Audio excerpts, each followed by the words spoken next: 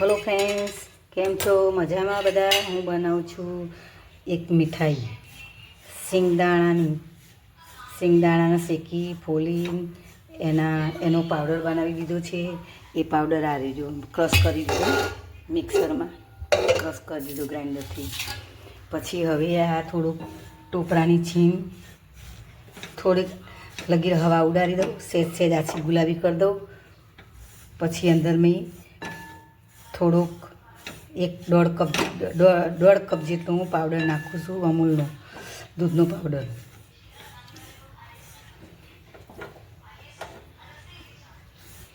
જો શેકાઈ ગઈ છે, જો થોડું પિંક કલરનું થયું છે। જો આછું પિંક કલરનું થાય એટલે બસ પછી તેમાં અંદર હવે નાખવાનું છે આ માપથી 1 કપ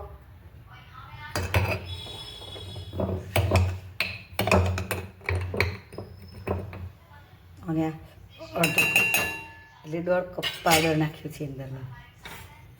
થોડુંક એની હવા ઉડી જાય અને થોડુંક લગી સરખું થઈ જાય એટલે હું તેમાં બરાબર મિક્સ કરી અને સરસ શેકાઈ જાય એટલે હવા ઉડી જવાની તેની, એટલું જ આપણે શેકવાનું, હવા ઉડી જાય તેટલું, પૂરું નહીં શેકવાનું। અને તો આપણી છીણ થોડી ગરમ થયેલી હોય એટલે તેમાં તમે પાવડર નાખો એટલે એ પાવડર અંદર ગરમ થઈ જાય એટલે એની હવા ઉડી જાય અને થોડો શેકાઈ પણ જાય।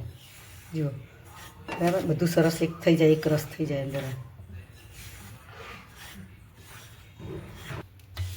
જો આ બધું પાવડર અને આપણો ટોપરાનો છીણ બધું ભેગું કરી દીધું। જુઓ બધો પાવડર ભેગો થઈ ગયો, સિંગદાણાનો, ટોપરાના છીણનો અને દૂધનો પાવડર થઈ ગયું ભેગું। જુઓ હવે આપણે ચાસણી બનાવીએ। જુઓ ખાંડ માટે, ચાસણી માટે ખાંડ લીધી છે 1.5 કપ। હું તો પણ આશરે લઉં છું, આશરે હું કહું છું, મને માપથી મને સમજણ ઓછી પડે છે। હું પહેલેથી જ પણ મારું માપ પરફેક્ટ જ આવી જાય છે। હું આ બુરું જોઈ લઉં, આ બધા બુરુના માપ પ્રમાણે હું ખાંડ લઉં, પણ એનું એક્ઝેક્ટ માપ પ્રમાણે મને હાથથી માપીને હું લઉં તો મને બધું પરફેક્ટ આવી જાય છે। માપ વગર પણ મને કદી ખબર પડે છે, મને માપથી મને ઓછી ખબર પડે છે, એટલે હું માપથી લેવાનું ઓછું ટાળું છું બને ત્યાં સુધી, પણ હું આવી રીતે જ કરું છું। ખાંડ ડૂબે તેટલી પાણી લીધું। હવે આપણી ખાંડ ઓગળે આપણે ચાસણી બનાવીએ। જો ફ્રેન્ડ્સ આપણી ચાસણી થોડી વાર તૈયાર થઈ જશે। જુઓ ચાસણી તૈયાર થાય છે, થોડી જાડી થઈ છે। જુઓ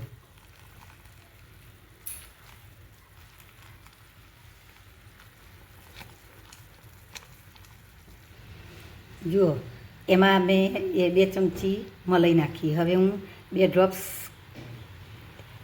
ઓરેન્જ એસેન્સ નાખીશ એટલે આપણો કલર ઓરેન્જ સરસ આવી જાય।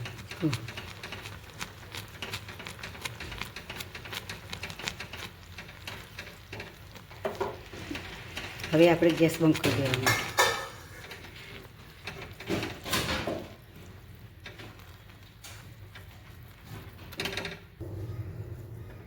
જો આપણે અંદર નાખી દીધું છે, હવે આપણે હલાવવાનું છે।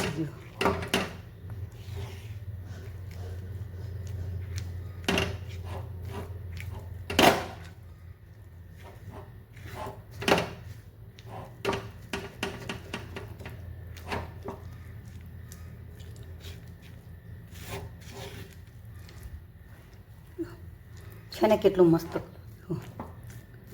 બસ આપણે આ જ કલર જોઈતો હતો। જુઓ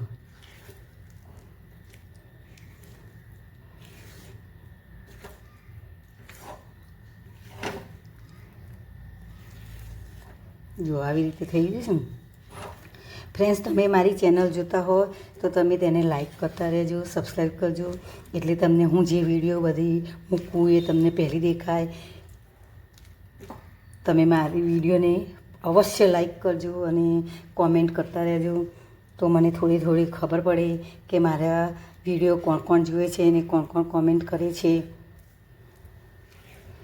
જુઓ આપણે હવે સરસ થઈ ગયું. આપણે હવે થાળીમાં પાથરી દઈએ. જુઓ ફ્રેન્ડ, આ રીતે આપણા બધા પીસ પાડી દીધા છે. આટલા આ પીસ આ રહ્યા.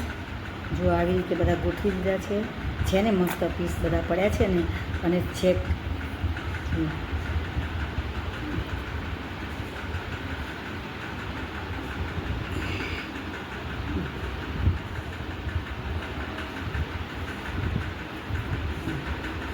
આ રીતે છે ઓછું જો છે ને. હજી થોડો ઢીલો ગરમ છે એટલે ઢીલું છે, બાકી પીસ કેટલા મસ્ત પડ્યા છે જુઓ. છે ને સરસ. જુઓ, તો મારી ચેનલ તમે જોતા હોય તો મારી ચેનલને લાઈક કરજો, સબસ્ક્રાઈબ કરજો અને બેલ આઇકન બટન દબાવી અને તમે બધા જ મારી વિડીયો નોટિફિકેશન દ્વારા તમે જોઈ શકશો. આવી જશે યુટ્યુબમાં પહેલાં જ. અને મને સપોર્ટ કરતા રહેજો. Thank you. આભાર.